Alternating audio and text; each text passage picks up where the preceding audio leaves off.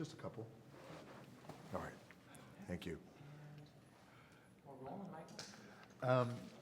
Dwayne, who are you playing in this movie, and what's going on with your character when we first meet him? Playing a guy by the name of Ray Gaines, and who is a helicopter rescue pilot who works for the Los Angeles Fire Department. He's a first responder.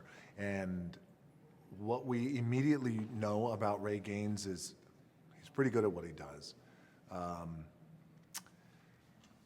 He's pretty good at what he does over here, but over here in his personal life, he's struggling. And he's struggling, he is on the verge of getting a divorce. He's struggling because he's lost a child a few years back on his watch. And he's struggling to maintain a good relationship with his daughter. So I think that's the interesting irony about the character. It's something that I loved about the character, because I know what it's like to be pretty good at my job. I'm decent at my job, right? But I also know what it's like to be divorced. I know what it's like to struggle in relationships. I know what it's like to think you know everything as guys. Sometimes oftentimes we think we know everything. We don't know shit. So I know what that's like, and I know what it's like to try and maintain a great relationship with my daughter, a very, very young teenage daughter. So there were a lot of elements about this guy that when I first read him in the script, I immediately connected to him. From all the places that you've traveled to,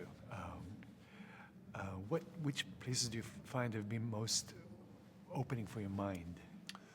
I would have to say there's a few places. I would have to say I have a farm in Virginia that is nice and opening for my mind. Hawaii for me will always be home. I was raised a good amount of my life was in Hawaii. So Hawaii is very serene. It's very obviously tropical, and it's very calming for me.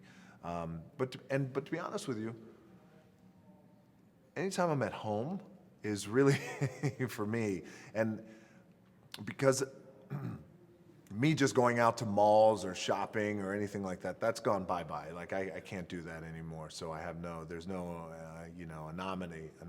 anonymity, that's the word. It's been a long day. So I created a property and a home where I pretty much have everything I want at home. How do you balance your physical and emotional well-being? By making sure that I'm always doing things that I want to do. And I think that's a trapping for a lot of us, is sometimes I am guilty of this too, continues, because it's a challenge, because we want to please people we love, we want to please our friends. Sometimes we're in scenarios where I really don't want to do it, but I'm going to do it anyway. I stop that. If it's something that I don't want to do, I don't do it. And I always make sure that I try and do things that make me happy and make me feel good, and not to the detriment of anybody else around me. But no, I think being open and upfront and honest about things like that is important. And I think for me, that's where I could balance my physical and my emotional well-being, and I find good stability.